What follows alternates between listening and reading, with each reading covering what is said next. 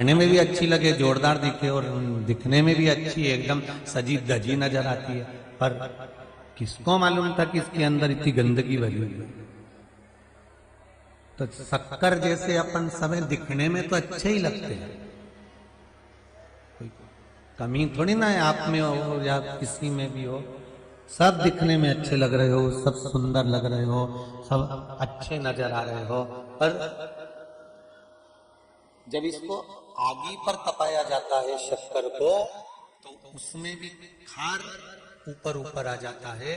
उसी तरह जब आपको भी संसार में तपाया जाता है, परिवार में तपाया जाता है, कुटुंब कबीले में तपाया जाता है, तो आपका भी खार बाहर आना प्रारंभ हो जाता है, आपके भी सम्मुख में वो प्रकट हो जाता है।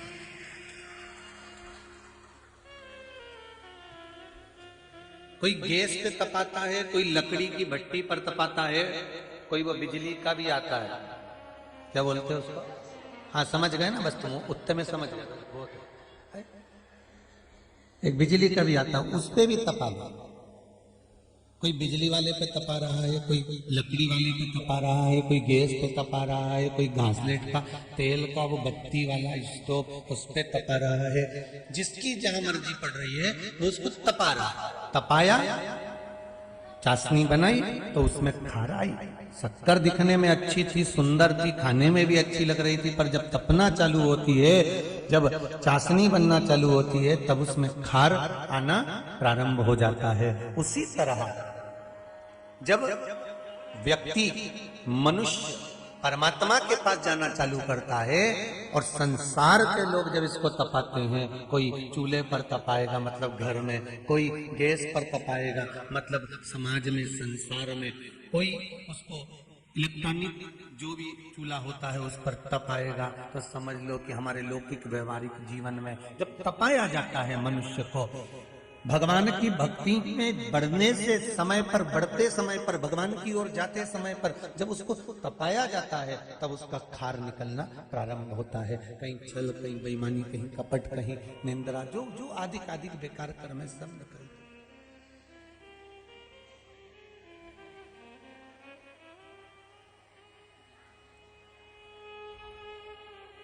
अब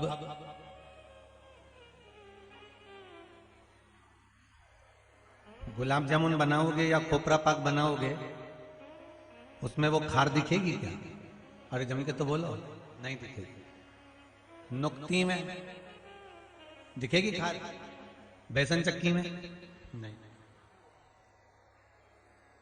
वो खार नजर नहीं आएगी।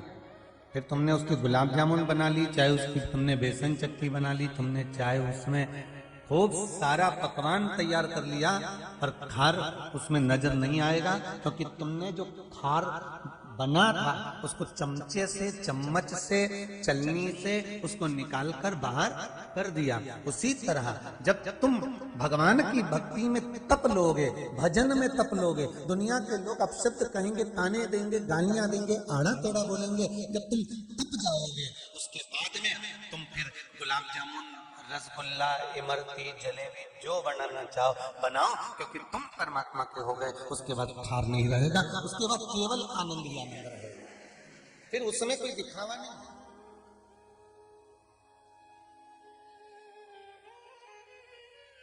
खार तत्व समाप्त।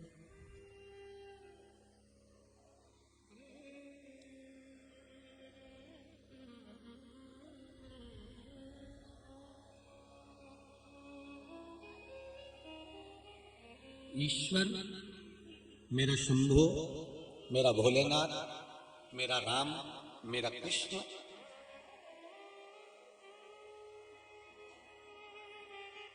तुम्हारा कभी बुरा नहीं करता।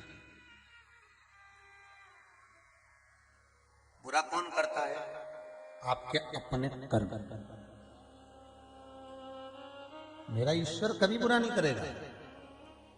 इसलिए आपको पहले भी कहा, मत बुरे कर्म कर बंदे वरना पछताएगा, भगवान की आंखों से तू बच नहीं पाएगा, तू बच नहीं पाएगा। अरे ओ अज्ञानी मत कर नादानी। तेरे कर्म का फल भी तू ही पाएगा, जैसा किया तूने तेरे आगे आएगा, जैसा किया तूने तेरे आगे आएगा। मत दिल दुखा दुनिया का,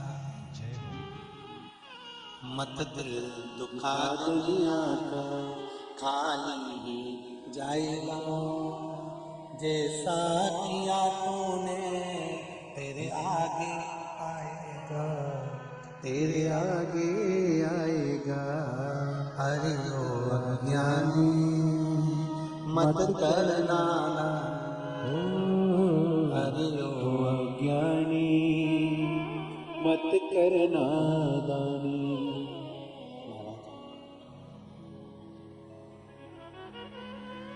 ईश्वर कभी बुरा नहीं करता।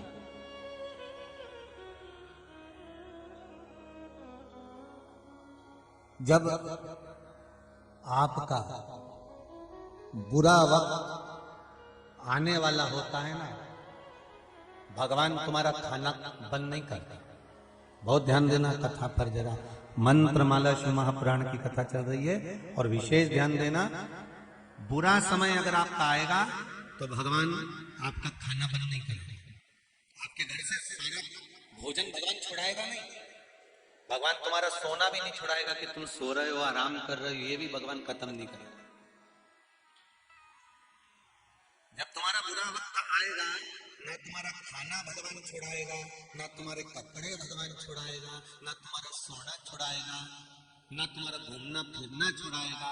जब व्यक्ति का बुरा वक्त चालू होता है, उससे पहले भगवान उसको इतना काम में लगा देता है, इतनी दौलत, इतनी संपदा देना चालू कर देता है, इतने काम में उलझा देता है कि वो भगवान की सेवा करना बंद कर देता है। बस समझ लेना, जिस दिन तुमने भगवान का सेवा करना बंद कर दिया, जिस दिन भगवान ने तुम्हें काम में उलझा दिया, अब तुम रोज पहले 3 घंटा, 2 घंटा, 1.5 घंटा, आधा घंटा, 15 minute, 20 minute, 5 minute, 4 minute, 2 minute तुम जो भगवान को देते थे, तुम्हारा अगर वो 15 मिनट पूजन का, अर्चना का, सेवा का, भजन का, मंदिर का, चाकरी का छूट रहा है, धीरे धीरे तुमसे सेवा बंद होती चली जा रही है, तो समझ लेना कि 2-4 साल में कोई बड़ी घात आने वाली है। इसलिए भगवान आज से मुझे लाइट जलाकर इंडिकेटर दे रहा है।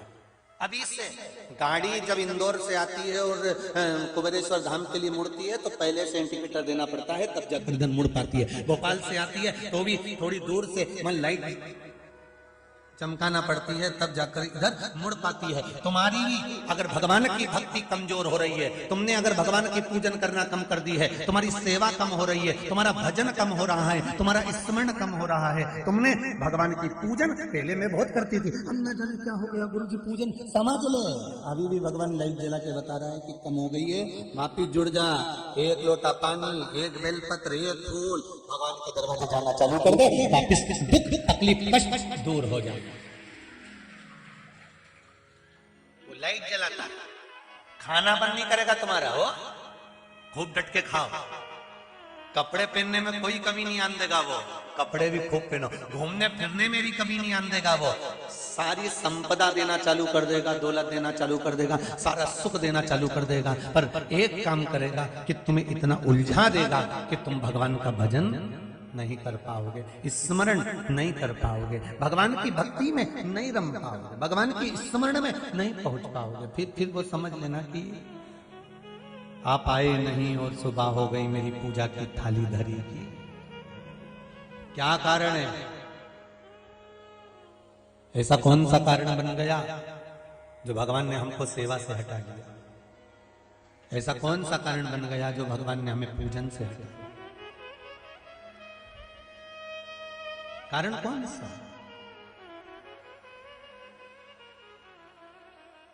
मैंने तेरे ही भरोसे बाबा, तेरे ही भरोसे भंवर में नैया डाली, मैंने तेरे भरोसे, ओ शंभो तेरे ही भरोसे। यहां आए काय के लिए हुआ? क्यों पूछे?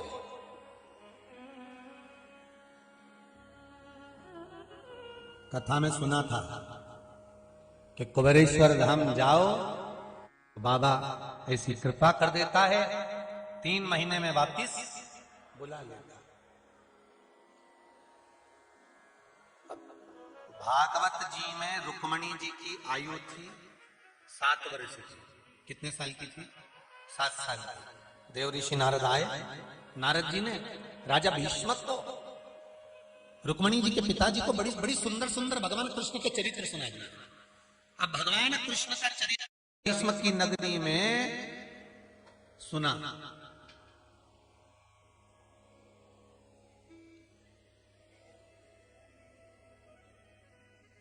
कहां अमरावती, कहां मथुरा, जरा अंदाजा लगाइए थोड़ा सा हो। कहां अमरावती, कहां द्वारका।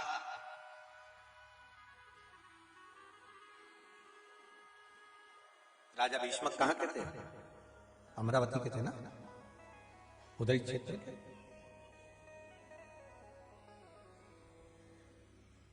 अब वहां से राजा भीष्मक के पास में भगवान नारद जी महाराज ने ज्ञान उपदेश दिया और उनकी ज्ञान सुना रहे थे। राजा भीष्मक को भगवान कृष्ण के बात नारद जी बता रहे थे। भीष्मक ने सुना कि नहीं सुना ये तो नहीं पता, पर जो पास में 7 वर्ष की रुक्मणी जी बैठी हुई थी, 7 वर्ष की कन्या बैठी हुई थी, उसने ध्यान से सुना। बड़ेपन में तुमने कौन सी मूवी देखी, क्या देखा, क्या सुना, तुम्हें याद रहा कि नहीं रहा पता नहीं। शादी के बाद भी तुम लोगों ने क्या मूवी देखी, क्या सुना, तुम्हें याद रहा कि नहीं मालूम नहीं। पर बचपन में अपनी मम्मी का हाथ पकड़कर अपने पापा के साथ बुलेट पर, गाड़ी पर, मोटरसाइकिल पर, साइकिल पर हाथ पकड़ के अपनी बहन के साथ, भाई के साथ में, जब आप 9वीं क्लास में, 8वीं क्लास में, 7वीं क्लास में पढ़ते होंगे, उस समय पर आपने स्कूल में या किसी थिएटर में जाकर कौन सी मूवी देखी या कौन सी क्या बात सुनी, वो आज तक आपको मालूम है, आज तक ज्ञात है, भूल नहीं पाए। बचपन में जो तुम्हारे विवेक में, तुम्हारी बुद्धि में, तुम्हारे चित्त में, तुम्हारे व्यवहार में दिया जाता है, वो अंतिम समय तक समाप्त नहीं होता। जवानी में भले तुम भूल जाओ, जो होता है कई बार, पत्नी ने कोई बात की, सुनो तुम बाजार जा रहे हो, जरा सामान लेकर जाना, भूल गए, नहीं लाए। पति ने पत्नी से कोई बात की, भूल गए, नहीं लाए। जवानी में भूल सकते, अधेनी में भूल सकते, बुढ़ापे में भूल सकते, पर बचपन में जो दिया गया था वो नहीं भूल पाए। राजा भीष्मक ने अधेड़ी में अगर जो मिला नारद जी से वो भले भूल गया होंगे, पर रुक्मणी जी ने जो 7 वर्ष की अवस्था में जो देव ऋषि नारद के मुख से संवाद सुना था, वो संवाद रुक्मणी जी कभी नहीं भूल पाई। और रुक्मणी जी ने भूली तो उसने मन में विचार कर लिया कि मैंने सुना है कि कृष्ण इतने सुंदर हैं, उनका व्यवहार इतना सुंदर है, वो इतने वीर हैं, उन्होंने पूतना को मार दिया, अगासुर बकासुर को मार दिया, उन्होंने कंस को मार दिया, उन्होंने तृणावत को पछाड़ दिया, जब उन्होंने गोपियों की मटकी को फोड़ा है, मक्खन को खाया है, सुंदर गौओं का चरण कराया है, तो ये रुक्मणी जी के कानों में जब गया तो रुक्मणी जी के हृदय में कृष्ण के प्रति भाव उत्पन्न हो गया। और जब भाव उत्पन्न हो गया, जब एक बार पक्का विश्वास, पक्की श्रद्धा और पक्का भाव जब उत्पन्न हो जाता है, तो मेरे कृष्ण राधा को नहीं मिल पाए, रुक्मणी को मिल जाते हैं, केवल विश्वास के बाद।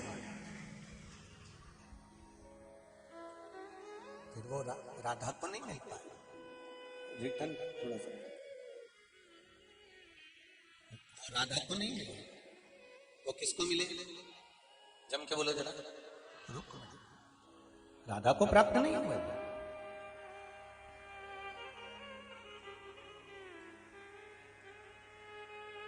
कारण क्या था? सुना था कृष्ण के बारे में। आप लोग भी जितने लोग इस कुबेरेश्वर धाम में आए हो ना, आपने भी सुना था टीवी के माध्यम से कुबेरेश्वर धाम के बारे में। तो तुम सब सुन के कोई 2 साल से, कोई 3 साल से, कोई 1.5 साल से, कोई 5 साल से अंदाजा लगा कर बैठे हुए थे कि जाना है, पहुंचना है। अब सुना था तो कहां तक पहुंच गए? रुक्मणी जी ने सुना था तो जगदम्बा के मंदिर पहुंची थी और भगवान कृष्ण उसको गोदी में उठा कर ले गए थे। उसी तरह तुमने सुना था तो तुम कुंवरेश्वर धाम तक पहुंचे, और जैसे भगवान कृष्ण रुक्मणी को लेकर गए हैं उसी तरह शंभु भी तो आपका कार्य संभलेगा। आपने उससे निवेदन करा, आपने उससे कहने का प्रयास किया।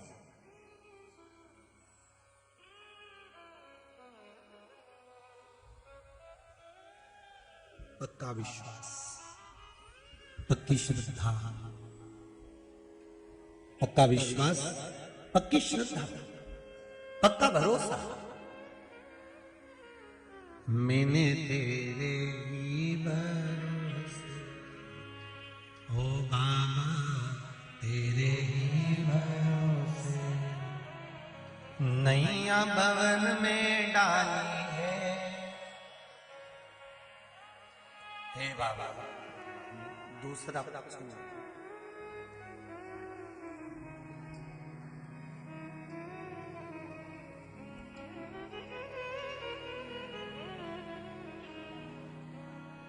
शंभो तेरे ही भरोसे, ओ भोले तेरे ही भरोसे। हम उसका विश्वास कर कर, उसका भरोसा कर कर, उसकी दृढ़ता को धारण कर कर उसके दरवाजे तक। इतने पत्र आए हैं, जो पढ़े वो ये रहे, जो नहीं पढ़े वो ये रहे।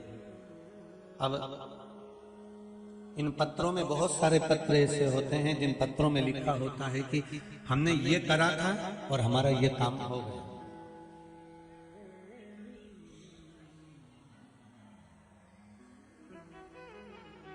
क्या तुम पहले शंकर जी के मंदिर नहीं गए? जम के बोलो जरा, गए हो ना? क्या तुम पहले भगवान के मंदिर में जल नहीं चढ़ाए? क्या चढ़ा? क्या तुमने पहले सोमवार के व्रत नहीं करे? क्या करे? क्या तुमने पहले बेलपत्री नहीं चढ़ाई? क्या चढ़ाई? पर पहले जो चढ़ाया था वो केवल सिर का उतारा था। पर अब सोमवार को कई लोग कहते हैं गुरुजी ये पशुपति व्रत होते हैं तो सवेरे भगवान का अभिषेक पूजन करो, दूध दही सब चढ़ाओ और पूजन करो। क्या शाम के समय पर फिर दूध दही चढ़ाना चाहिए? नहीं, शाम को तो आप साधारण सी भगवान को जल का छींटा देकर पूजन कर कर आओ।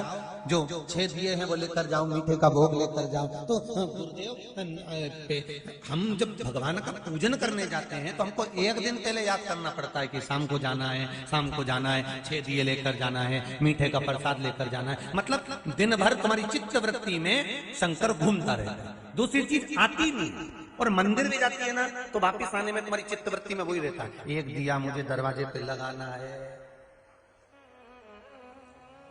फिर चलती चलती भी थाली हाथ में लेकर वापिस जा रही है, फिर सोच रही कुछ दे तो नहीं दिया। उपास 5 ही है, कितने व्रत करना है? 5। अब कई लोगों ने कह दिया कि छठे पे उद्यापन करो। 5 व्रत, केवल 5, और 5वें पे श्रीफल 11 रुपए 108 कोई वस्तु कोई सामग्री। हम फिर कहेंगे आज के समय में लोग हमारा फोटो लगा लेते हैं, कहीं फेसबुक बना लिया लोगों ने, कहीं यूट्यूब बना लिया लोगों ने, कहीं रुद्राक्ष बेच रहे हैं, कहीं माला बेच रहे हैं, कहीं किताब बेच रहे हैं, कहीं सामान बेच रहे हैं, फोटो लगाता है। ये व्यासपीठ से कहूंगा, रुद्राक्ष उत्सव का रुद्राक्ष भी पिछली बार भी बटा था तो निशुल्क था, इस बार भी बटेगा, निशुल्क है। यहाँ कोई, आप रुद्राक्ष उत्सव में आओगे तो कोई भोजन का शुल्क नहीं है, कोई रुकने का शुल्क नहीं है, केवल एक ही शुल्क है, दिल शंकर से लगाना पड़ेगा, केवल एक ही, मन शिव। और हाथ जोड़ के निवेदन आप सभी से, जो आएगा उसको मिलेगा। आप सोचो कि ऑनलाइन भेज देंगे महाराज, तो ऑनलाइन नहीं आएगा हो, अगर सोचो कि ऑनलाइन महाराज, कई लोग ऑनलाइन के चक्कर में तुम्हें धोखा दे देंगे, महाराज का फोटो लगा लेंगे और तुमसे कह देंगे हाँ ऑनलाइन दे देंगे हम, लाओ 500 रुपए लाओ, 1000 रुपए लाओ, 200 रुपए 300 रुपए। तुमने तो सोचा कि कुबेरेश्वर धाम से प्रसाद आ रहा है, तुमने तो कह दिया कि ये प्राप्त हो रहा है।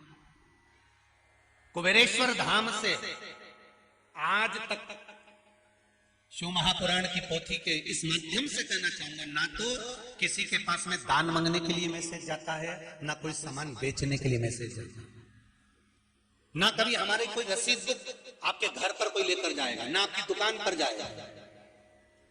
जो आप दान देते हो, ये मूंछ वाला भैया, यम का भाई, वो बोलता है भैया आशीष दिया, और आप जो देते हो वो अकाउंट में या फिर कुबेरेश्वर धाम में आते हो, कोई रसीद कटवा के चले गए तो वो प्राप्त। बाकी के आपके घर घर आकर और क्यों आए मांगने तुम्हारे यहाँ?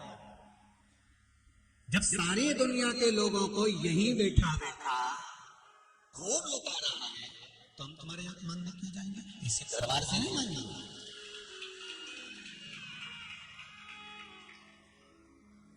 फेसबुक पे कोई हमारा फोटो लगा के रुद्राक्ष बेचे, कोई किताब बेचे, कोई सामान बेचे, हाथ जोड़ के निवेदन है, भगवान से निवेदन है कि ऐसा समय मत लाजिए दादा कि ये बेचना पड़े, ये तो लुटाओ।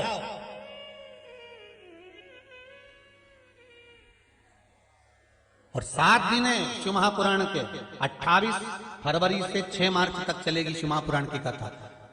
कई जगहों पे लोग रुद्राक्ष बांटते होंगे, बांटे, मना नहीं है, पर यहाँ का जो रुद्राक्ष है आप उसका वर्णन जब लेकर जाओगे, धारण करोगे, उसका जल पियोगे, तब आपको मालूम पड़ेगा कि रुद्राक्ष क्या चीज थी जो हम चूक गए, हम रहने। और फिर निवेदन है 7 दिन बटेंगे, ऐसा नहीं कि आखिरी दिन बटेगा या महाराज जी एक ही दिन बटेंगे, 7 दिन।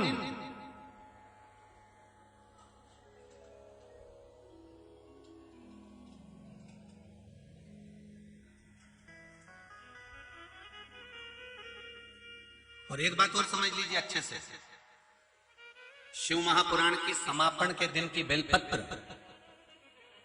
और कुबेरेश्वर धाम का जो रुद्राक्ष आपको जो मिलता है, उससे एक निवेदन करूंगा आप सभी से कि जो बेलपत्र समापन के दिन की लक्ष्मी वृद्धि की होती है, जिसको आप लाल वस्त्र में अपने घर में रखते हो, वो बेलपत्र आप लेकर जाते हो, मना नहीं है, पर उस बेलपत्र में से ना तो आप अपनी बेटी को दो, ना ननंद को दो, ना रिश्तेदार को दो। वो बेलपत्र अगर तुम यहाँ से अपनी झोली में लेकर गए हो समापन के दिन की 7वें दिन की, तो वो बेलपत्र केवल तुम्हारी है। उसमें 4 भी ले गए हो तो तुम्हें रखना है, 2 भी ले गए हो तो तुम्हें रखना है, 5 भी ले गए हो तो तुम्हें रखना है। पर कई लोग बेलपत्र ले जाकर जब अपने अपने रिश्तेदारों को बांट देते हैं, और रिश्तेदार कई बेटियों को, कई जमाइयों को, कई बहनों को, कई नंदों को जब बांट देते हैं, और जब बाद में कहते हैं गुरुजी हमने तो बेलपत्र रखी थी, हमको फायदा नहीं हुआ, मतलब तूने जाते जाते तो तिजोरी का खजाना लुटा दिया और बाद में कह रही है कि हमारे को फायदा नहीं हुआ, तो ये तुम्हारी गलती है, ये व्यासपीठ की गलती नहीं। फिर निवेदन कर, रुद्राक्ष भी लो, मना नहीं है,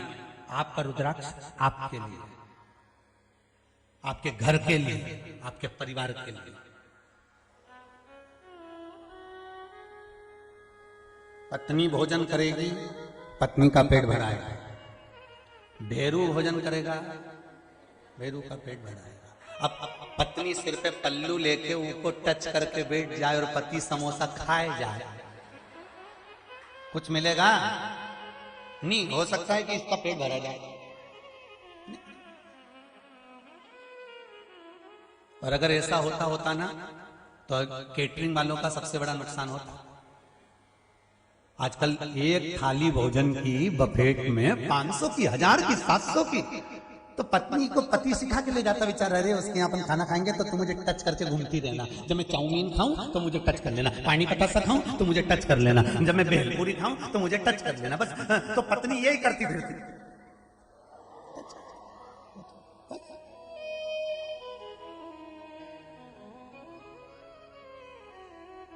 और कई लोग पूछते भी ये क्या कर रहे, कहने शक्तिमान, इससे ज्यादा तो निवेदन है तुम्हारे लिए। कोई ऑनलाइन के चक्कर में लोग धोखा दे देंगे आपको कि गुरुजी बोलते रुद्राक्ष, तो कई लोग धोखा देंगे। कई लोगों ने फेसबुक बना रखे हैं साहब, कई लोगों ने यूट्यूब बना रखे हैं, वो धोखा कर सकते हैं आपके।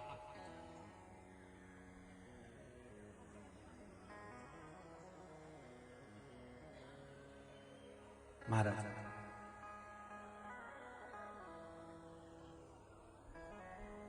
तो दिन भर पशुपति व्रत आप जब करते हो तो आपकी चित्तवृत्ति में शंकर घूमता रहता। मेरा शिव, मेरा ओघड़दानी आपकी बुद्धि में, आपके विवेक में, आपके चित्त में, आपके व्यवहार में घूम रहा।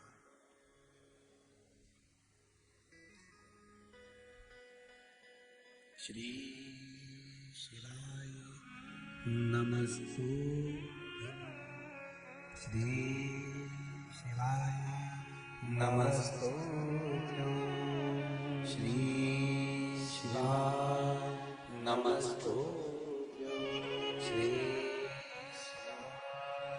नमस्तुभ्यं। एक है तेरे ही भरोसे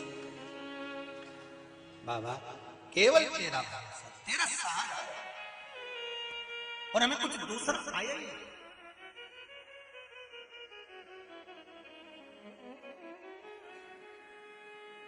आप शिव को भजो, आप शंकर का स्मरण करो। एक लोटा पानी, हमारी भक्ति में कमजोरी नहीं होना चाहिए, बस इतना ध्यान रखना। भगवान कृष्ण राधा के नहीं हो पाए, रुक्मणी जी के हो गए, क्योंकि बाल्य अवस्था से भगवान कृष्ण के बारे में सुना था। 2 साल से, 3 साल से, 4 साल से आप अगर पुराण की कथा सुन रहे हो, 5 साल से सुन रहे हो, 6 साल से सुन रहे हो, शंकर की कथा सुन रहे हो, तो तुम्हारी चित्त वृत्ति में जो तुम सुन रहे हो उसको धारण कर रहे हो, और धारण कर कर फिर तुम उसको मनाने का प्रयास कर रहे हो। जल तो तुम पहले भी चढ़ाते थे, बेलपत्री पहले भी चढ़ाते थे, दूध की धार पहले भी लगाते थे, पर अब जो तुम भगवान शंकर की आराधना कर रहे हो, इसमें तुम्हारा विश्वास दृढ़ हो गया।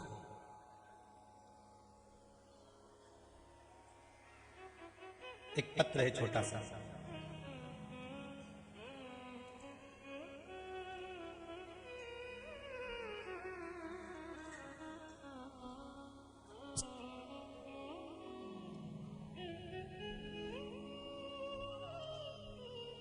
MP रीवा से हनुमान रीवा हनुमान।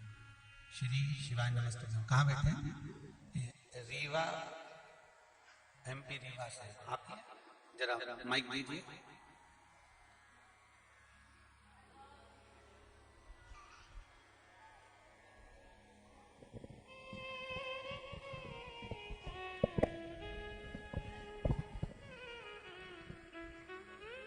देखिए शिव की भक्ति कैसी होती है, बालक बता रहे हैं।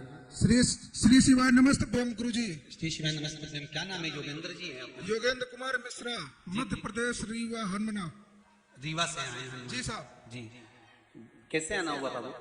गुरुजी मेरा एक्सीडेंट हो गया था, हाथ की कलाई की हड्डी टूट गई थी जी। डॉक्टर ने मेरे ऑपरेशन के लिए बोला जी। और उस अस्पताल में प्लेट नहीं थी, उस प्लेट को दूसरी जगह से मंगाया गया जी।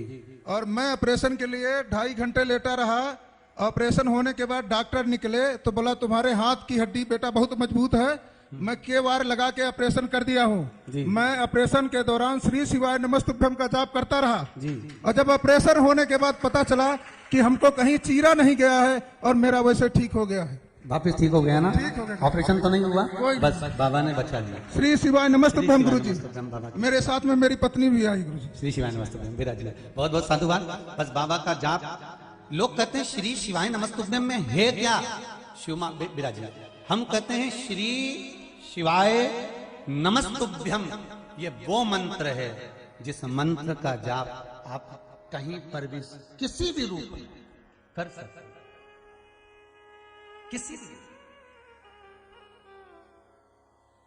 हमारे एक कंप्यूटर वाले भैया कंप्यूटर आते हैं श्री राजू जी, तो उनके पिताजी को परसों के दिन हॉस्पिटल लेकर, नर्सों 2 दिन पहले ले गए होंगे और कहा इनको श्वास में तकलीफ है, मशीन लगा प्रेस मेकर वगैरह जो भी हो वो लगा दिया। उनके पिताजी के मुख से निरंतर निकलता रहा श्री शिवाय नमस्तुभ्यम। डॉक्टर अंदर ले गए, ऑपरेशन कक्ष की ओर, एक बार फिर हार्ट की जांच करें। तो डॉक्टर ने कह दिया हार्ट इतना बढ़िया है और कोई कमजोरी ही नहीं है, तो मशीन डालने की जरूरत क्या, वापस बाहर निकाल दो, वापस बाहर निकाल दो। मंत्र जपो तो दुनिया के लोगों के लिए दो चीजें बड़ी प्रबलता में शिव महापुराण से मिली है। एक शंकर भगवान का छुपा हुआ मंत्र श्री शिवाय नमस्तुभ्यं, और दूसरा है पशुपति व्रत। दूसरे नंबर पर है पशुपति व्रत।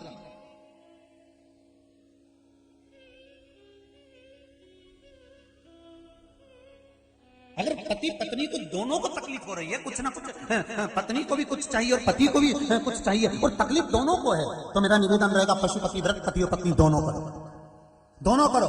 पर निवेदन है थाली भी अलग अलग जाएगी, तो दिए भी अलग अलग जाएंगे, प्रसाद भी अलग अलग जाएगा भोग लगने के लिए।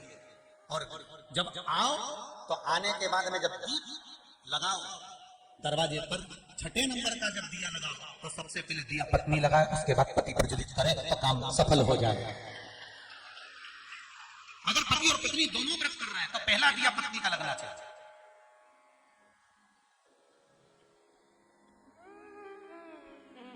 शिव महापुराण ने दो चीजें दी है, एक मंत्र दिया है श्री शिवाय नमस्तुभ्यं, और दूसरा दिया है पशुपति व्रत, जो भारत की भूमि पर, और अब भारत की भूमि क्या, विदेशों में भी लोग, विदेशों में भी भगवान शंकर का पशुपति व्रत कर रहे हैं। अभी एक कल का ही फोन था कि हमारे यहाँ शिव मंदिर नहीं है, इस्कॉन मंदिर है, हम उसमें लग कर लें क्या, तो वहाँ शिवलिंग है क्या, तो कि नहीं है, पर वहाँ के जो अनुयायी है वो बोल रहे हैं कि यहाँ जो पौधा है उस पौधे की मिट्टी का शिवलिंग बनाकर आप पूजन कर कर चले जाना। तो कहा कर लो, फिर शिव की भक्ति ही तो करना है, बाबा सीताराम मिलेगा।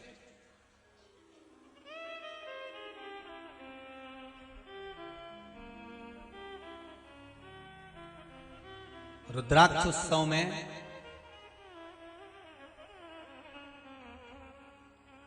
कई जगह से भक्त लोग आ रहे हैं। साथ में सबसे बड़ी बात तो ये भी है कि अब वो गवर्नमेंट फ्लाइट भी चालू कर रही है, तो विदेशों से भी लोग, कम से कम 5 से 6 देश से लोग शिव महापुराण की कथा में पहुंच रहे हैं। ये शिव की आराधना, शिव भक्ति का बल। रुद्राक्ष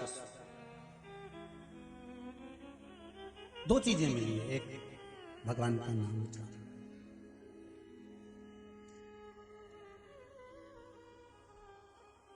एक गुरुजी मंत्र जपने से या श्री शिवाय नमस्तुभ्यं कह देने से, जो हम लोग जब करते रहते हैं, दिन भर बोलते रहते हैं श्री शिवाय नमस्तुभ्यं, सुबह मॉर्निंग वॉक में घूमने जाते हैं श्री शिवाय नमस्तुभ्यं, या हेडफोन लगा लिया श्री शिवाय नमस्तुभ्यं, हम जपते रहते हैं, हम सुनते रहते हैं, कथा सुनते रहते हैं। इसका कोई पुण्य, इसका कोई फल हमारे जीवन में अनायास प्राप्त होता है। एक लाइन आती है, प्रणत क्लेश नाशाय गोविंदाय। एक शब्द आता है प्रणत, कौन सा शब्द है प्रणत? प्रणत का मतलब मालूम है आपको? प्रणत एक शब्द आता है, प्रणत क्लेश नाशाय गोविंदाय। प्रणत एक शब्द आता है, प्रणत का मतलब क्या होता है उसको समझना बहुत सरल भाषा में। मेरे भगवान राम और विभीषण दोनों खड़े होकर बात कर रहे थे। मेरे भगवान राम और विभीषण दोनों खड़े होकर बात कर रहे थे, इतने में रावण ने देख लिया। रावण ने विचार करा इससे अच्छा मौका नहीं मिलेगा विभीषण को मारने का, इस राम जी से तो मैं बाद में निपट लूंगा। रावण करा इस राम से तो मैं बाद में निपट लूंगा, पर पहले इस घर के भेदी को मारना चाहता हूं। और विभीषण की पीठ थी, राम जी का मुख था, दोनों आपस में बात कर रहे थे खड़े होकर युद्ध के मैदान में। और रावण ने साध कर बाण छोड़ा विभीषण को मारने के लिए। बाण विभीषण के पास तक पहुंच ही था, इतने में बाण कट कर नीचे गिर गया।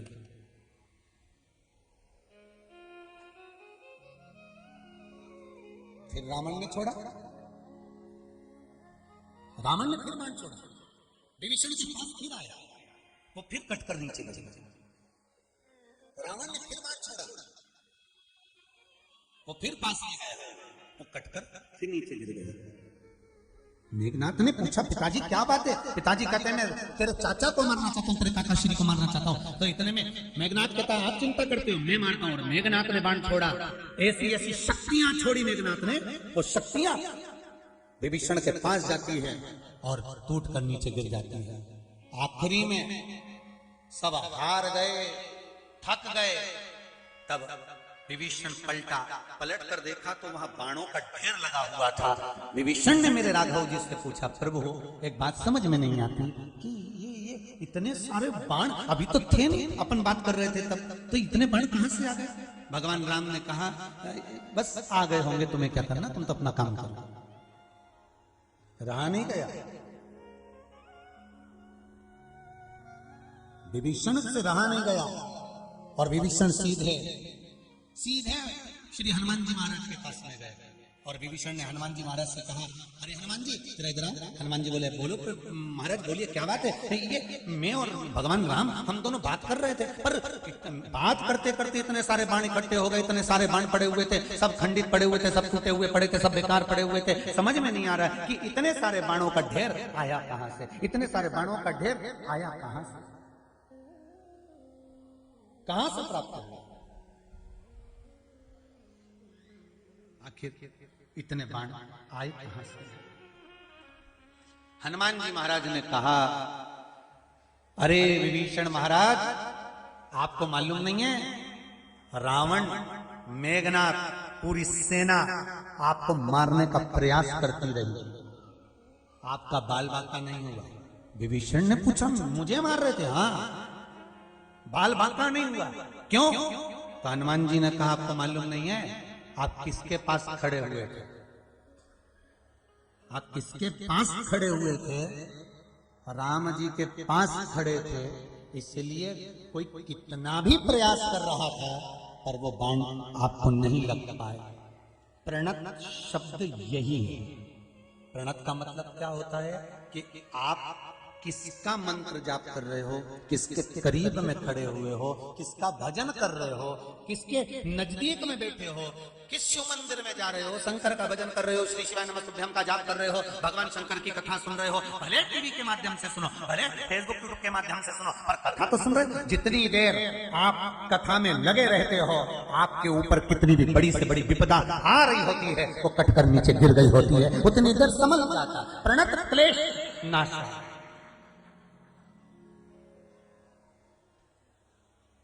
लोग पूछते हैं, महाराज जी शिव पुराण सुनने से क्या होता है? जितनी देर आप कथा में बैठे हो, जितनी देर आप भगवान की भक्ति में लगे हो, जितनी देर आप भगवान के भजन में लगे हो, जितनी देर आप नाम कीर्तन में लगे हो, जितनी देर आप संकीर्तन में लगे हो, जितनी देर आप भगवान शिव के मंदिर में लगे हुए हो, उतनी देर तुम्हारे ऊपर जो प्रणत समय है, जो आ रहा था, वो टल रहा है उस प्रभु की कृपा से।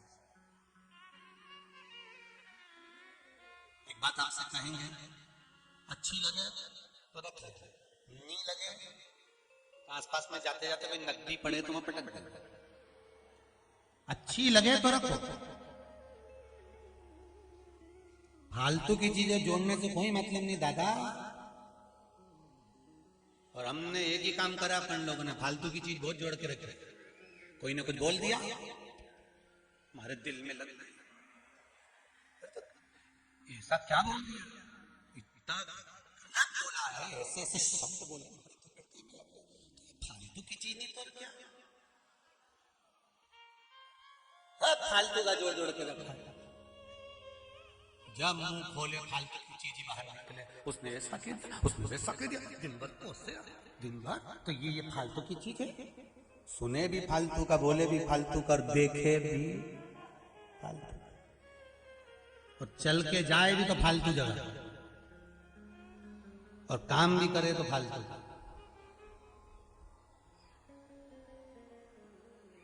क्यों? अच्छा लगे आपको तो आप स्वीकार करना, नहीं लगे तो यहाँ से इधर इंदौर साइड जाओ तो पास में नदी नाला जो पड़े, नहीं तो इधर नहीं पड़ेगा तो इंदौर जाता जाता छिपराजी तो पड़ेगी, वहीं पटक दीजिए। और इधर जाओ ना तो भोपाल तो तालाब मिले, वो में पटक देना हो। पर अच्छा लगे तो स्वीकार करना। एक बात अपने जीवन में उतार कर रखना कि दुकान पर बैठे हो, नौकरी कर रहे हो, सर्विस कर रहे हो, घर में काम कर रहे हो, परिवार में बच्चों को पढ़ा रहे हो या कोई पारिवारिक कार्य कर रहे हो, उस समय पर भले तुम कथा मत सुनो, उस समय पर तुम भले भगवान का भजन मत करो, पर ग्राहक चले जाए, कस्टमर चले जाए, तुम्हारा कोई काम पूरा हो जाए और आधे घंटे की या 15 मिनट की भी फुर्सत मिल जाए, उतनी देर में चौकार छक्का लगा देना, उतनी देर में कथा सुन लो, उतनी देर में भगवान का भजन कर लो, उतनी देर में स्मरण कर लो, उतनी देर में कीर्तन कर लो, बहुत है। तुलसीदास जी लिखते हैं आधी में पुनि बहुत है। शंभो शरणे पड़ी मांगू घड़ी रे घड़ी, दुख काटो दया करी निदर्शन आपो, दया करी निदर्शन आपो। जब मौका मिल जाए, जितनी देर मिले आपको, 15 मिनट, 10 मिनट, 5 मिनट, आधा घंटा, 20 मिनट, जब मिले। आप लोगों में से कई लोगों की तो आदत होगी रात को सोते समय आधा घंटा सोने की, कई लोगों की आदत होगी सुबह उठकर 5-10 मिनट तो सुनिए। कई लोगों की आदत है दिन में कथा नहीं आती है तो ढूंढती है, कथा नहीं आ रही, कथा नहीं आ रही, कथा नहीं आ रही, शिव महापुराण नहीं आ रही। और कईयों की तो ऐसी आदत होगी जो पुरानी जितनी कथा होगी सब सुन के धर ली होगी, सब। अब तो नहीं, कहीं मिल जाए तो तैयार। नमन है आपकी भक्ति को, शिव भक्ति को।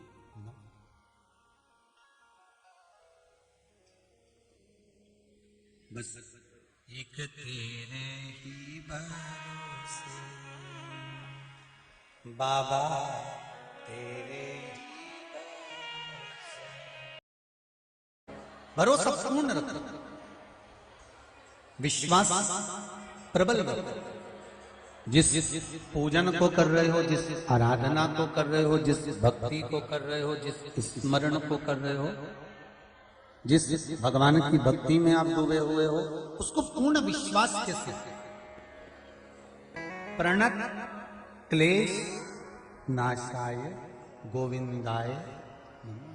प्रणत का मतलब होता है कि आपको मालूम नहीं है कि कब आपके पीछे कोई वार कर रहा है, कब कौन आपके लिए बुरा सोच रहा है, कब कौन आपका बुरा करने वाला है, आपको नहीं मालूम कि कौन काल की घड़ी आपके पास आने वाली है। उसको कहते हैं प्रणत, मतलब भगवान उस को जानकर आपके मंत्र से उसको समाप्त कर देता है।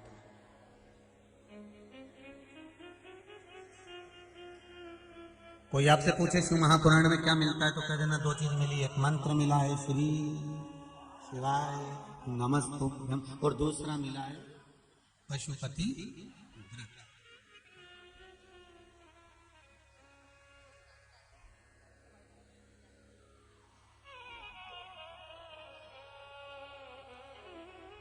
रखो एक फूल की पत्ती भी अगर हम भगवान को चढ़ा रहे हैं तो विश्वास रखकर चढ़ाना कि मेरा भोलेनाथ इस पत्ती को स्वीकार कर रहे।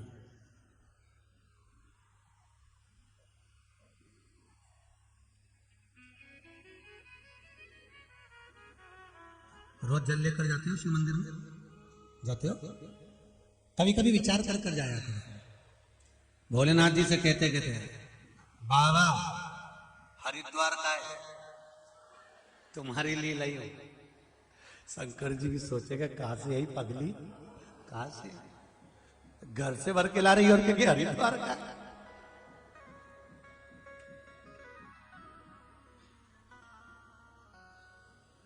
पंडित जी से भी कह देना हरिद्वार का।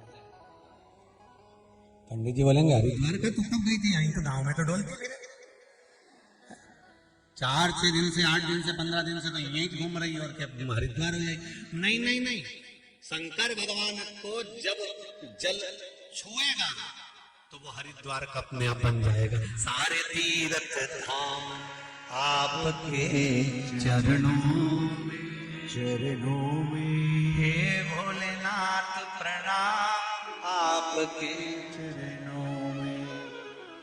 सारे तीर्थ, सब कुछ शिव का, सब कुछ सारे तीर्थ है।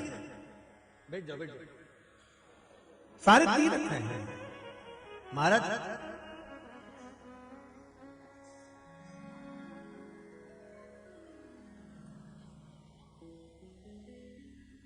अब शिव कभी कभी जल चढ़ाने जाओ, ये तो हृदय की बात है। हम जैसा कर रहे हैं ना, हमने तो बाबा को बस भजन साधारण रूप में करा। कभी कभी बैठ जाते हैं ना तो मन में आ जाता है, उठाया कंकर और डाल दिया 1 लोटा पानी, यमुना जी का है नालो। कभी दिल से उसको पुकारो तो हृदय से कहो। आज सवेरे जो आए घर से तो कोई दिल्ली वाले जजमान अपना सामान लेके सामान उतार रहे होंगे ऑटो में से। कहाँ है? अच्छा आप ही हैं। तो बड़े बड़े प्रेम से बड़े खुश होकर करे थे, गुरुजी हम पहले भी आए थे ना, तो दो जरा माइक दो जरा पूछे कब आए थे। और बड़े प्रसन्न थे, दोनों के चेहरे पर बड़ी स्माइल बड़ी जोरदार। हमको तो लग रहा था सुबह सुबह शंकर पार्वती आ गए हो। शिव पार्वती भी ऐसी आते प्रसन्नता में, आनंद में, अलमस्त होकर। श्री शिवाय नमस्ते गुरुजी। नमस्ते। हम कहाँ से आए हैं? हम दिल्ली से आए हैं गुरुजी। दिल्ली में कहाँ से हैं? दिल्ली में पीतमपुरा से गुरुजी। जी आज बड़े प्रसन्न दिख रहे थे आप दोनों। हाँ, पहले कब आए हो? अक्टूबर में आए थे गुरुजी पहले। 18 अक्टूबर को आए थे। हाँ अक्टूबर में। अक्टूबर के महीने में आए थे। हाँ गुरुजी कुछ कामना करे गए थे यहाँ पे, व्यापार की है, वो 1-2 और समस्या थी। बाबा से बोल के गए थे? हाँ हो गया। दुकान मिल गई गुरुजी, चांदनी चौक में दुकान मिल गई गुरुजी। अब व्यापार शुरू करेंगे 4 तारीख से मलेरा दूध से। बाबा की कृपा, आप अपना आशीर्वाद दो गुरुजी। बाबा की कृपा। हाँ, बस बाबा ने कर दी कृपा। हाँ बाबा ने कहा। चांदनी चौक पहुंच गए ना। हाँ हाँ गुरुजी, हाँ आपकी कृपा है गुरुजी। हर हर महादेव। पहले गुरुजी मेरे शुगर की बीमारी थी जी, तो आपने जो उपाय बताया बेलपत्र वाला जी वो मैंने किया। अब मैंने दवाई सब बंद कर दी है और बीपी की भी सब बंद कर दी है अब। शुगर और बीपी दोनों अच्छा हो गया। हाँ, और गुरुजी मीठा भी खा लेता हूँ मैं, आपको दिक्कत नहीं है। बड़ी कृपा हुई आपकी। शंभू शंभू। श्री शिवाय नमस्ते। श्री शिवाय नमस्तम गुरुजी। अच्छा लगा दिल्ली वालों, जितने दिल्ली में लोग बैठे हैं ना उनसे भी कहते ना सब मस्त हो, मतलब सब अलमस्त हो। श्री शिवाय बस ऐसे मीठा खाते रहो, आनंद करते रहो, बाबा की कृपा है। शिव कृपा होती है ऐसी महाराज। अब सारे तीर्थ धाम आपके चरणों में हे भोलेनाथ प्रणाम आपके चरणों। कभी कभी जल लेकर जाओ ना शंकर जी के मंदिर में, बड़े मस्त होकर जाया करो। ऐसे गुमशुदा तलाश केंद्र जैसे नहीं है? या मुसद्दी लाल जैसे नहीं। जब भी रहता हो टेंशन नहीं रहता।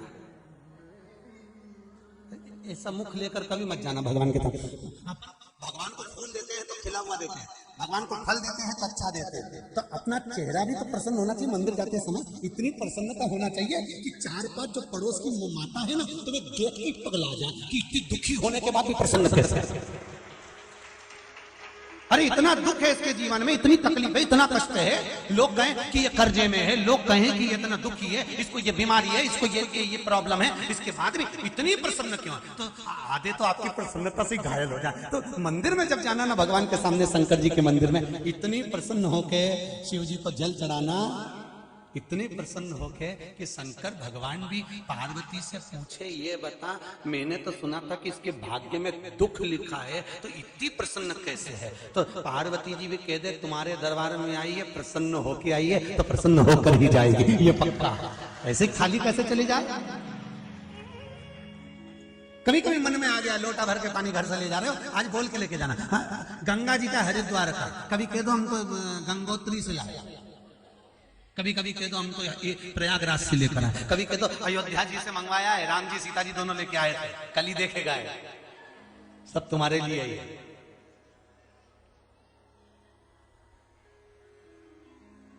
सब तुम्हारे लिए।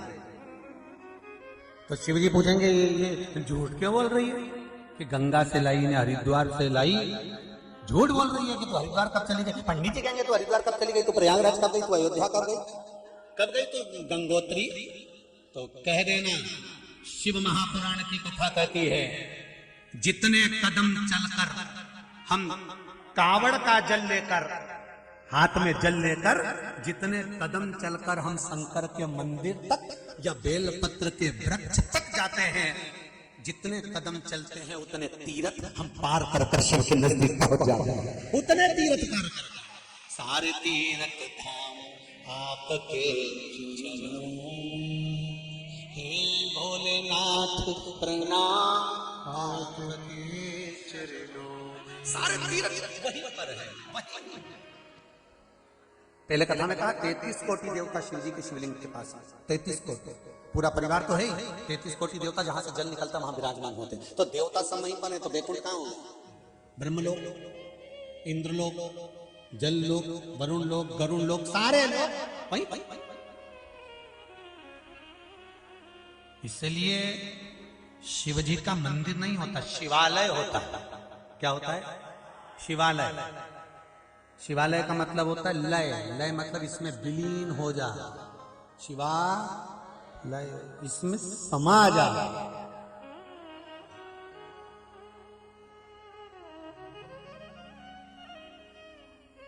तो जैसे एक भजन की लाइन गाते हैं ना, हाथ धुलई दूं पांव धुलई दूं और धुलऊं थारा मुंडा जी, और मारा मन में ऐसी आवे अपने हाथ नवई दूं मारा बाल गोविंदा जी की मारा घर अमुआ आजो जी। जब तुम इतने प्रेम से निलाओ ना तो शंकर जी का भजन में ये लाइन और फिट कर लेना, और भगवान के हमारी पास पड़ोसन जी कि मंदिर रोज आओ जी। जब इतने अच्छे से नवाओ, इतने अच्छे से हाथ धुलाई दो, मुंडा धुलाई दो और धुलाओ थारा पगलिया जी, तो जब इतने प्रेम से नवाओ, शंकर जी का अच्छे से स्नान कराओ, रोज मन में सोच के जाओ जमुना जी से ला रही, गंगा जी ला रही, हरिद्वार से आ रही, यहाँ से आ रही, अयोध्या जी से, पंचवटी से, कहीं तुम जहां जहां से कहना चाहो वहां रोज प्रतिदिन कहो।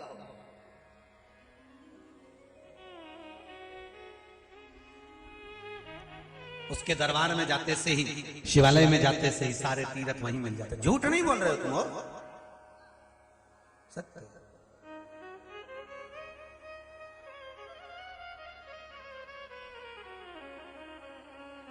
तुम किसी और से कहो, तुम किसी और से कहो वो झूठ हो सकता है, पर तुम दिल की बात शंकर से कहो वो झूठ नहीं हो सकता, वो सत्य ही होकर रहा है। शिव से कह करके औरों से कहोगे वो झूठ होगा, और शिव से कहो सत्य होगा।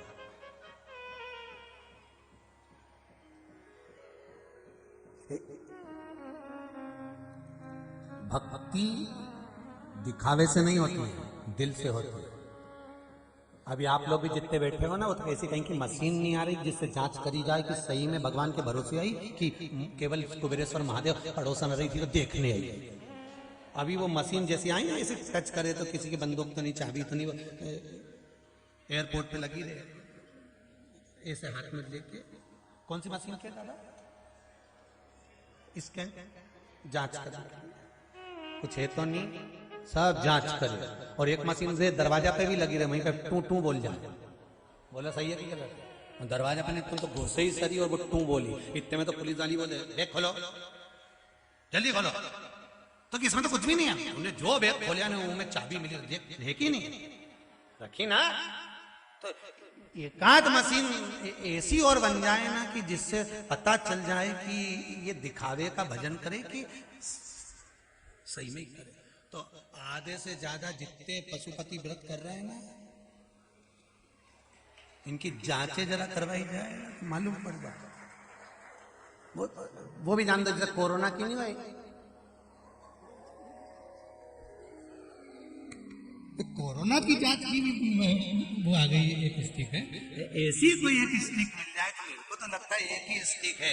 क्या एक ही स्टिक कि जो दिखावा ना करे और भगवान की भक्ति में डूबा रहे, समझ लेना वही शिव का भक्त। दिखावे से वंचित। अभी अभी सावन का महीना आता है तो लोग ऐसा चंदन मंदन पोत के और रुद्राक्ष की माला माला पहन के बढ़िया हाथ माथ में रुद्राक्ष धारण करके 2-3 दिन बरसाती मेंढक कौन और 2-3 दिन के बाद मैंने मेंढका ऑन सब गायब। अब तो जिंगूर भी बोले कि कहां गए रे,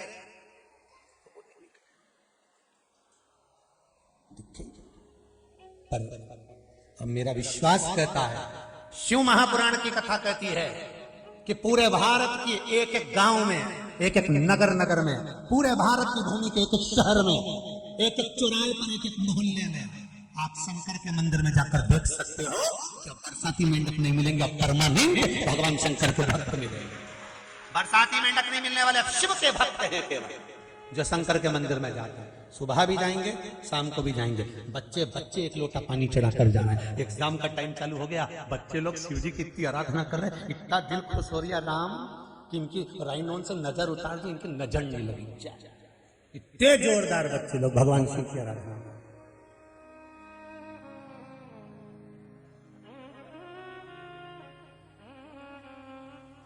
भक्ति किसको कहते हैं, भजन किसको कहते हैं?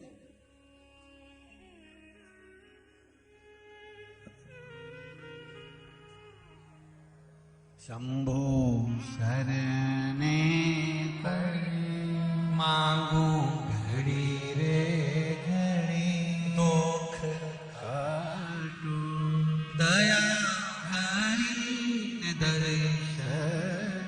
अब दिल से उसको कहो, जैसे वो दिल्ली वाले आए थे कहकर चले गए, भगवान ने कृपा तो करी, वो करता है। उसका अगर विश्वास पक्का है, भरोसा दृढ़ है, भरोसा अगर पक्का है तो वो देने में तो कमी नहीं रखेगा, देने में कमी नहीं रख सकता।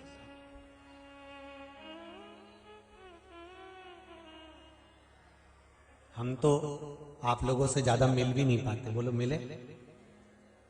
ये 2 बजे कथा चालू हुई, 5 बजे तक यहाँ मिल गए तो मिल गए, उसके बाद गए।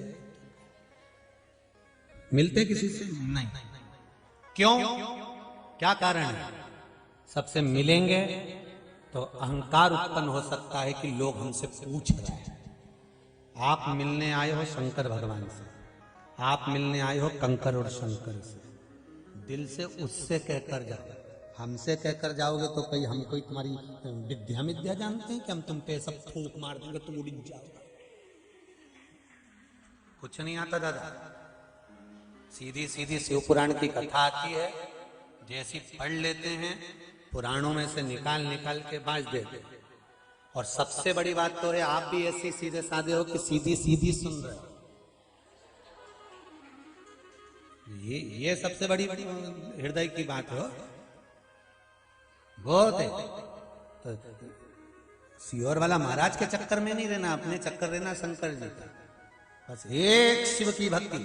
आप अगर आए हो कुबेरेश्वर बाबा की धरा पर, और जो लोग 28 तारीख से 6 तारीख तक कुबेरेश्वर बाबा की धरा पर आ रहे हैं, उनसे निवेदन है एकांत में बैठकर शिव की भक्ति करना। जैसा समय मिले वैसे भगवान का श्री शिवाय नमस्तुभ्यम का जाप करना। और आपसे भी निवेदन है कुबेरेश्वर बाबा की धरा पर 108 बार श्री शिवाय नमस्तुभ्यम बोलकर उससे अपने दिल की बात कहकर जाना।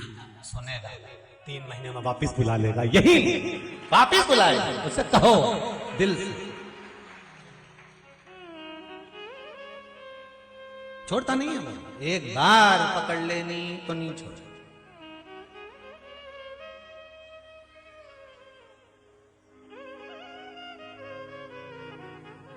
महाराज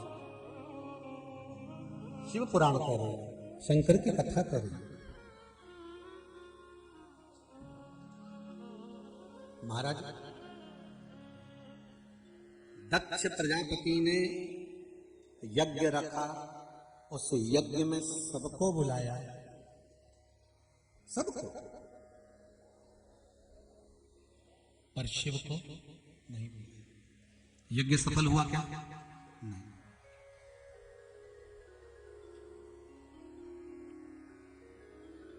पूजा में दो चीजों का होना बहुत जरूरी है, बहुत ध्यान देना।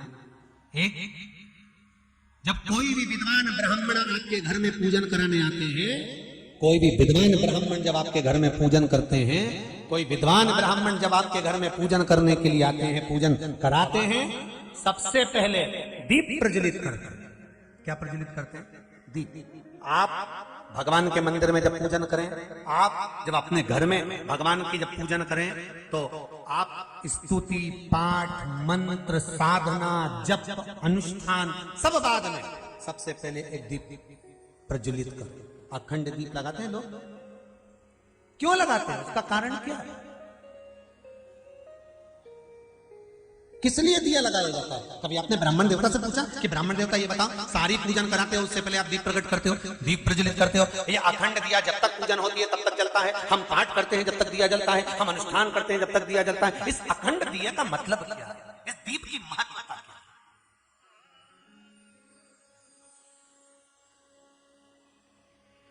क्यों जलाया जाता है दिया? शिव महापुराण की कथा कहती है,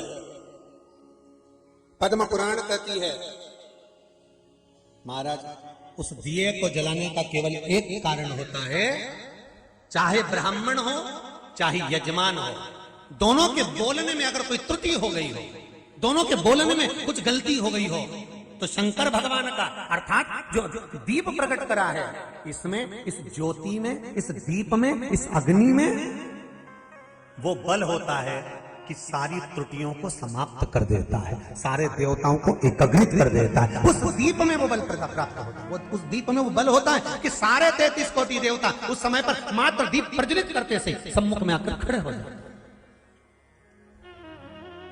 और ये घी की बाती में लगे हुए दीपक की बात चल रही है, कैंडल की नहीं, मोमबत्ती की नहीं।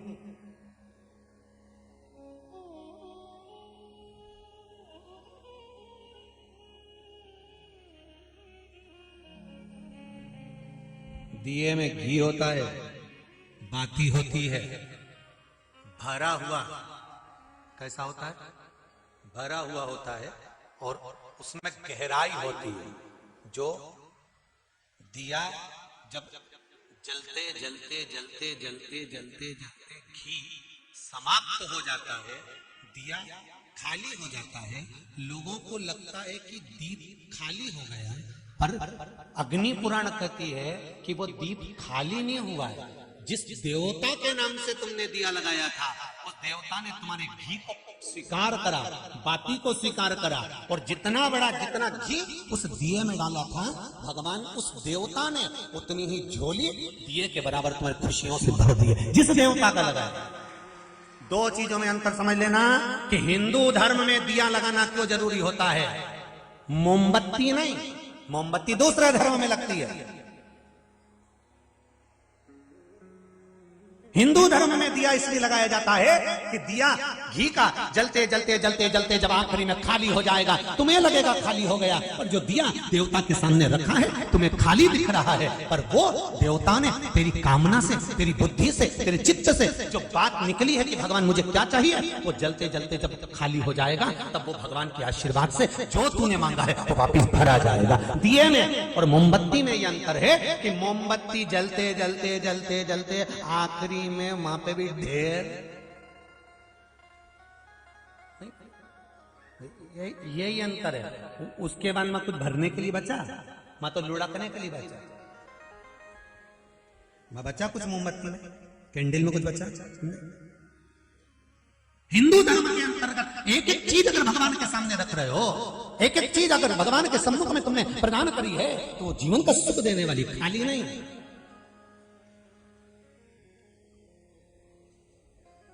क्यों कहते हैं कि दीपावली के दिन कितने भी दिए किसी के दरवाजे पर रखे हो, कभी उनके दरवाजे का दिया उठाकर बिना पूछे अपने दरवाजे पर नहीं लाना चाहिए। कहते कि नहीं कहते? हमारे यहाँ शास्त्र कहावत कहती है, दीपावली के दिन आप अपने घर में लगाए हुए दिए दूसरे को जाकर दे सकते हो, पर दिया जब ठंडा हो जाए या दिया लगा हुआ हो तो किसी से बिना पूछे उसका दिया उठाकर अपने यहां नहीं लेकर। यहां तक वर्णन है कि मंदिर में अगर दिए लग रहे हैं और आपको लग रहा है कि मंदिर में ये बात चल रही है दीपावली की, ये पशुपति व्रत की बात नहीं चल रही है। कौन सी बात चल रही है? दीपावली के दिन मंदिर के दरवाजे पर अगर कोई दिया लगा देता है तो कई लोगों में इतनी समझ होना चाहिए कि उस दिए को खसकाकर तुम अपना दिया फिट मत करो। जहां जगह है वहां लगा। दूसरे के दिए को उठाकर दूसरी जगह रखना भी हमारे धन को छिन्न करने के बराबर है, हमारे वैभव को समाप्त करने के बराबर। ये दीपावली की रात्रि की बात चल रही है। आपने अपने दरवाजे पे दिया लगाया, जैसे आपने अपने घर के बाहर दिया लगाया, ऐसे और भी तो घर के बाहर दिया लगाते होंगे। कई लोगों की आदत रहती है फुलझड़ी जलाने के लिए बच्चे गए तो उसका दिया जो ठंडा हो गया फुलझड़ी की वो लो से वो चले गए, तो बच्चे क्या करते हैं दूसरे के घर का दिया उठाकर अपने ओटले पर रख देते। जब अपने ओटले पर रखते हैं तो उस घर में व्याधियां आना प्रारंभ हो जाती है। व्याधि कैसी? शारीरिक कष्ट होगा, रोग बढ़ेगा, 1 रुपया कमाएंगे 1.25 रुपये खर्च होगा, घर में मानसिक टेंशन बढ़ेगा। तो लोग कहते हैं हमने तो दिवाली की पूजन करी थी, हमने तो अच्छा ही करा था, हमने तो कोई बुरा काम करा ही नहीं। तुम्हें नहीं मालूम कि बाहर क्या हुआ? दिया दूसरे के दरवाजे से चोर कर अपने दरवाजे पर रख दिया गया। बच्चे ने तो उसको भी नहीं मालूम कि माँ ने मुझे बताया ही नहीं कि इतने को दूसरे के घर का दिया नहीं उठाना चाहिए, हमें दूसरे के घर का दिया नहीं लगाना चाहिए, हमें दूसरे के घर का दिया उठाकर नहीं रखना है बिना पूछे। कोई दे दे, उनके घर का बच्चा हो वो भी तुम्हारे साथ फटाके चला रहा हो, वो लेकर आ जाए तो भले रखना, वो खुद लेकर आए तो रखो, पर हमारे घर का बच्चा दूसरे के दरवाजे से उठाकर लाए, हमें व्याधियों में डालना, हमें नहीं चाहिए किसी। ये बहुत छोटी सी बात है, पर आपने कभी जीवन में माइंड में लिया नहीं लिया वो आपके ऊपर, बुद्धि में लिया ना लिया वो आपके ऊपर। पर शास्त्रों में जिस चीज का आनंद लिखा हुआ है, जिसका वर्णन, आप दीपावली की पूजन करो, दिल से करो, आप हजारों दिए लगा, पर बच्चों को ये सीख दे देना कि बेटा, जैसे कहते हैं किसी का सामान मत चुराना, किसी का सामान नहीं लेना। बच्चों को ज्ञान नहीं हो पाता, वो तो फटाके चलाने गया या अपना दिया गड़बड़ हो गया, पड़ोसी का दिया उठा के लगाया, उसने तो लाके अपने दरवाजे पर रख दिया, पर उसका दोष भी तो देखो कितना दोष। संपदा कमा रहे, धन महाराज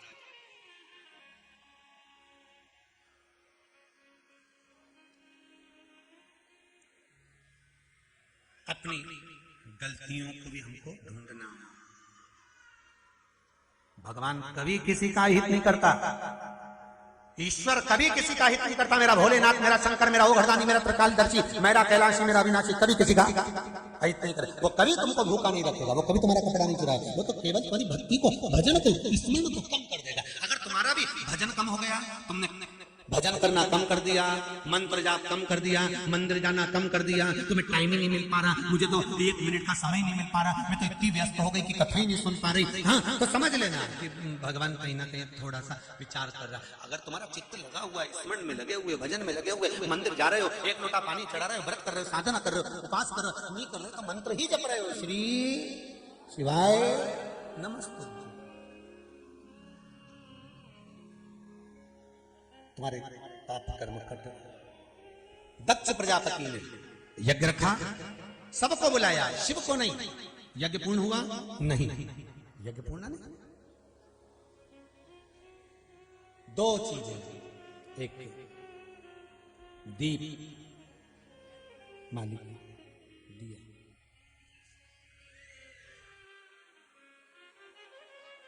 एक दीप,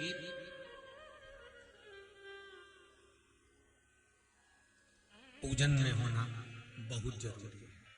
क्या जम के बोलिए जरा, पूजन में दीपक होना बहुत जरूरी है। और दूसरा है, ऐसी कोई पूजन नहीं जिसमें महादेव नहीं। अगर जिस पूजन में शंकर नहीं होंगे वो पूजन कोई देवता स्वीकार नहीं करता, कोई देवता स्वीकार नहीं करेगा उस पूजन का कोई फल नहीं जिसमें शिव नहीं है। अब कई लोग प्रश्न करते हैं, गुरुजी आया है,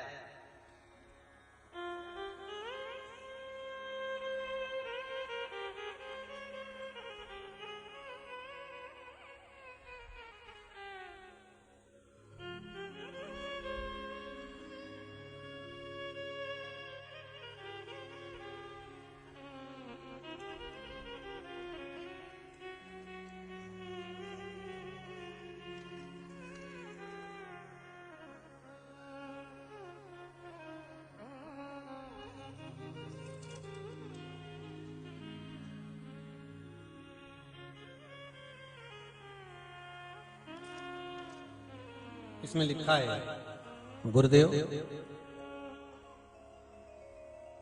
घर में शिवलिंग है, घर में शंकर भगवान है, और आप कहते हो कि कुबेरेश्वर महादेव का कंकर शंकर है, तो हम क्या यहां का कंकर ले जाएं? जब घर में शिव है तो ले जाने की जरूरत नहीं है, शंकर है ना, वहां पर भी विराजमान है और यहां पर भी विराजमान, वहां है शिव। जिस घर में शिव नहीं होता,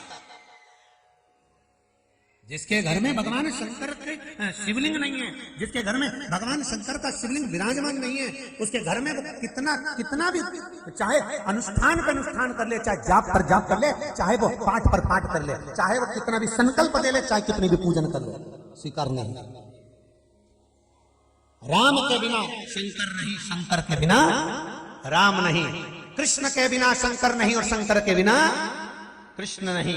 इसलिए आज भी मेरे बद्रीनाथ जाओ तो बीच में केदारनाथ जी पढ़ते हैं, तिरुपति जाओ तो नीचे कपिलेश्वर महादेव पढ़ते हैं, नाथ द्वारा जाओ तो एक लिंग जी पढ़ते हैं। ऐसा कोई कृष्ण मंदिर, राम मंदिर बता दो जिस मंदिर के पास में शंकर का शिवालय नहीं है, जिस मंदिर के पास में शंकर जी नहीं हो। नाथ द्वारा में जाओगे तो शिव मिलेंगे आप,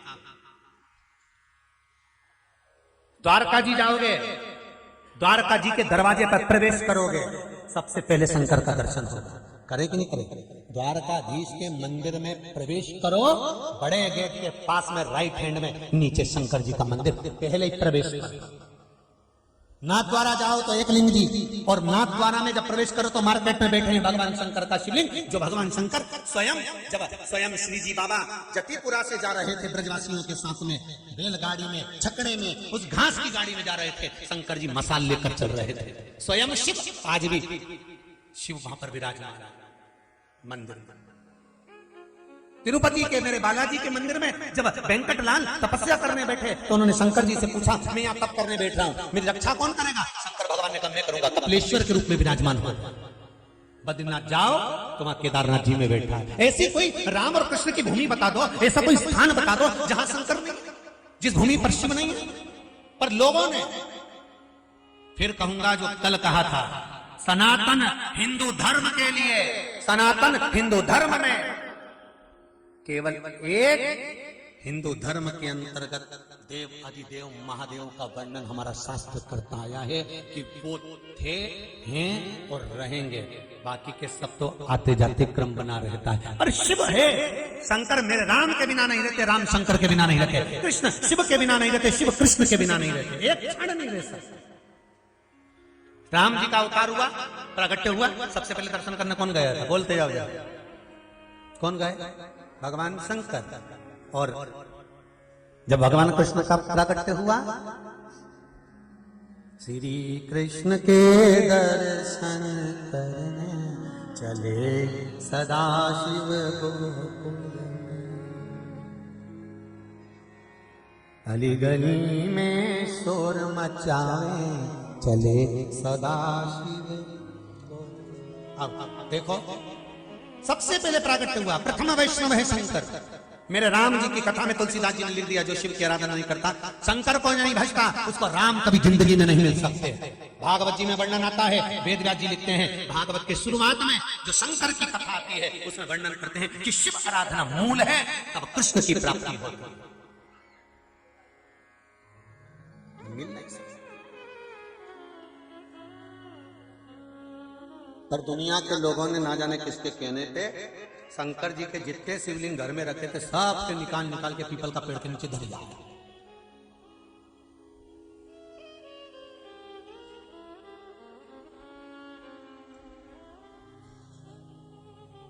और कई लोग ऐसे होंगे, आप पछता रहे होंगे, हम होते ना, हमारा खोई गया भोलानाथ मिला कांवड़ में।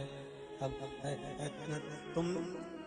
तुम मेरी कई ऐसे होंगे जो शंकर जी को कहने पे दरियाए पीपल का पेड़ के नीचे, शंकर जी अकेले बैठे बैठे सोच रहे, क्यों रही हो कमला, क्यों धर दिया मुझे पीपल के पेड़ के नीचे हो?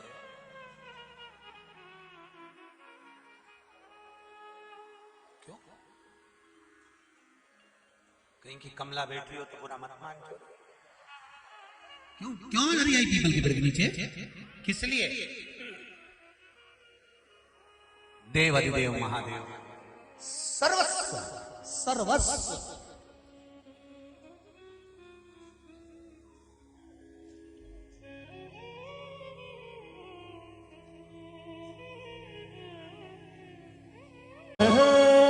भगवान शिव स्वरूप कंकर शंकर हर जगह।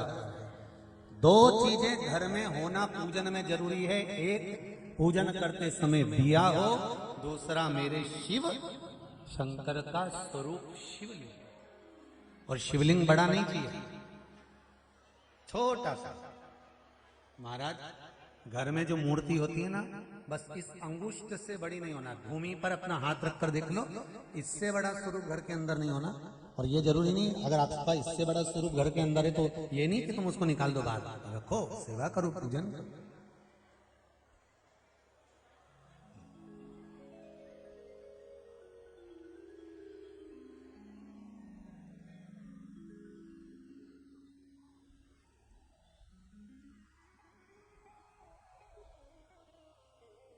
करो सेवा, कर सेवा तो लगन लगा, मन में सच्चा भाव जगा, ये की आंखें खोलो रे, जय श्री कृष्णा बोलो रे।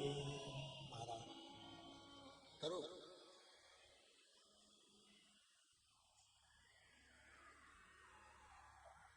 पूजन में दो चीजें, दक्ष प्रजापति के यज्ञ में शिव नहीं थे, यज्ञ पूरा नहीं हुआ। फिर यज्ञ पूरा किसने करवाया? वापिस जिसका अपमान करा था उन्हीं भगवान शंकर।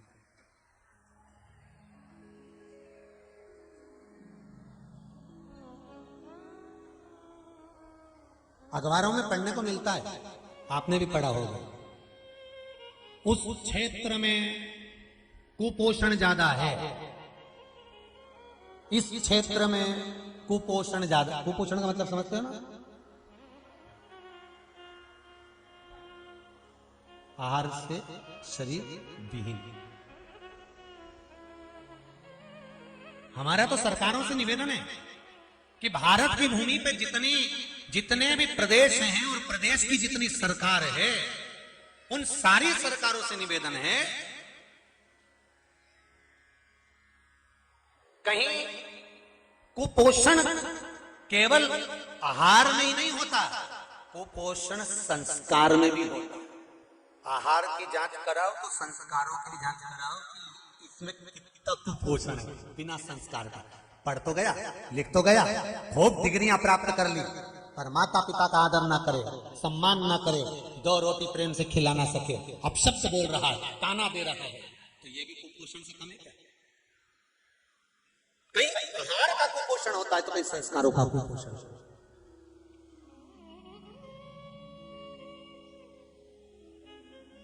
कल की कथा याद करिए, कल वाले, जहां बड़े गरम छोटे नरम वही है शर्म, जहां छोटे गरम बड़े नरम वहां सारे बेशरम, जहां बड़े गरम छोटे ही गरम वहां सबके।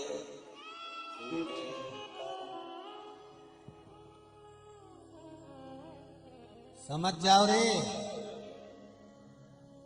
अरे ओ जितने सुन रहे हो अच्छे से समझ जाओ।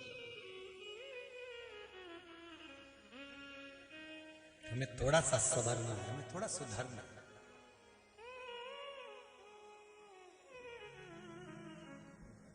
एक किसी ने मैसेज में लिखा है, एक तो हमारी आदत में नहीं है कि मोबाइल लेकर व्यास के बैठे, क्योंकि जब वेद व्यास जी महाराज ने पोथी रखी थी, लिखी थी, तब कोई मोबाइल थोड़ी ना रखा था। इसलिए मोबाइल लेकर या कोई यंत्र पंत्र लेकर यहाँ बैठना उत्तम नहीं है। अभी वही भैया लगे थे कानों में, तो यंत्र अंतर ज्यादा बड़ा मुश्किल है। तो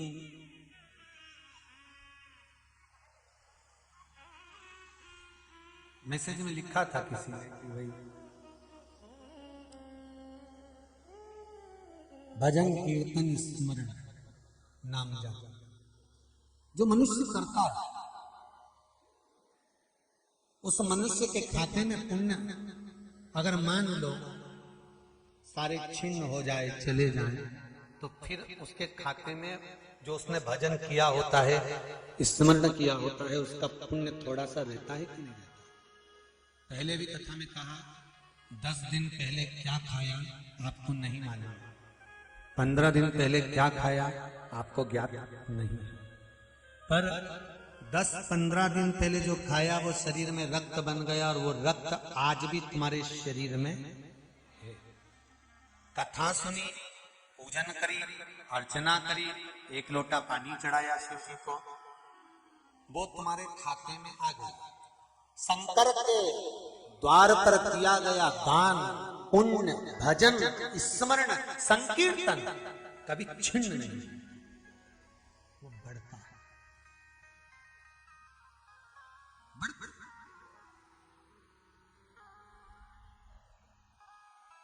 समाप्त नहीं होगा। दक्ष प्रजापति ने एक गलती करी थी, शंकर भगवान को नहीं बुलाया।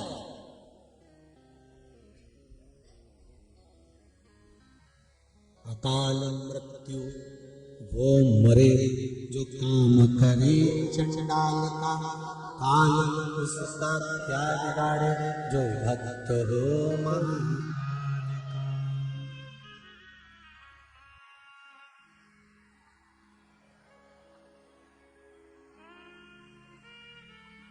दक्ष प्रजापति ने शिव जी को नहीं बुलाया।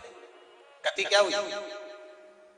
शंकर भगवान को छोड़ देने वाला, शंकर की भक्ति को छोड़ देने वाला, शंकर भगवान को नहीं पूछने वाला, शिव का स्मरण नहीं करने वाला, एक दिन अंत गति में विहीन हो जाता, सब चीजों से छूट जाता, ना उसका अपना कुछ रह पाता है। देख लो दक्ष प्रजापति के पास में यज्ञ करा, शिव जी को नहीं बुलाया, शंकर भगवान को नहीं आमंत्रित कर।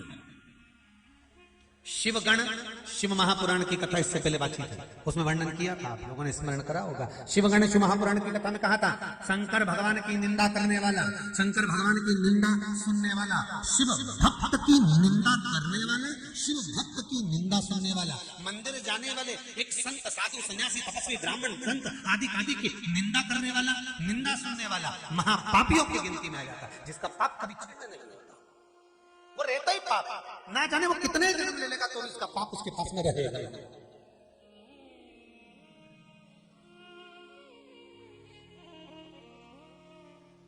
शिव गणेश महापुराण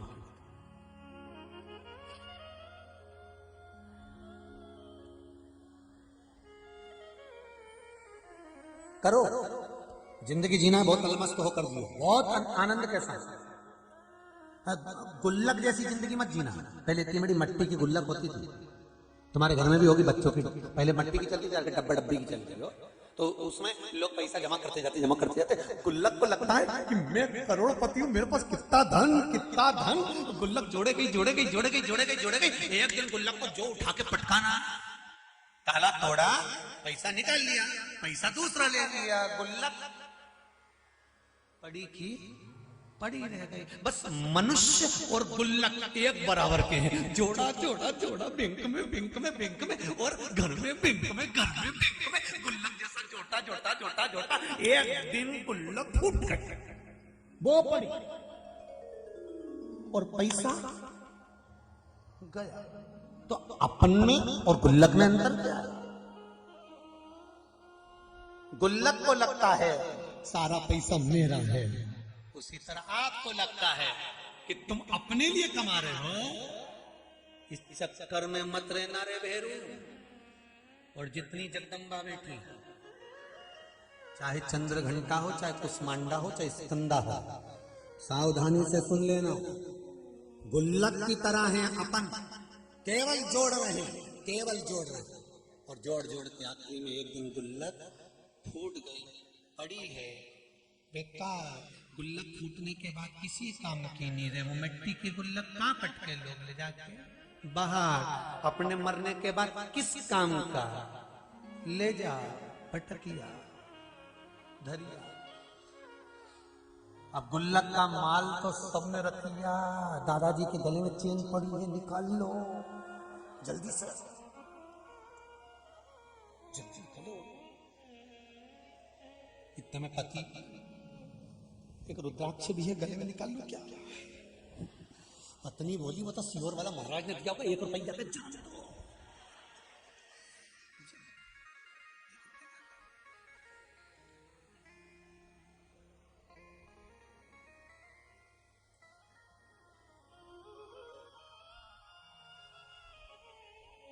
अंदर से आवाज लगा कर कहा, रोते रोते बेटा, दादाजी जिस चद्दर पे सोए थे चद्दर को बाहर फेंक दो,